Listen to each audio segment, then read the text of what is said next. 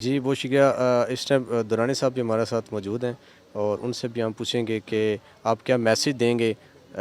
دین کے حوالے سے ہم بچیوں کو، تاکہ اس پہ عمل پیرا ہو کے وہ اچھی ایک مثالی زندگی گزار سکیں۔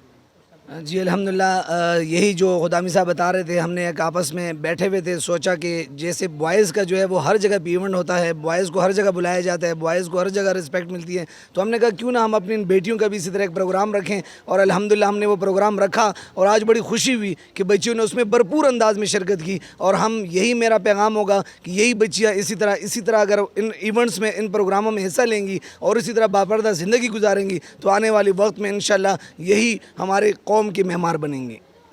جی بہت زبردست ان کی گفتگو بھی تھی، اور آج کا پروگرام بھی ہر حوالے سے بچیوں کی جو اصلاح کے حوالے سے اور ان کے اندر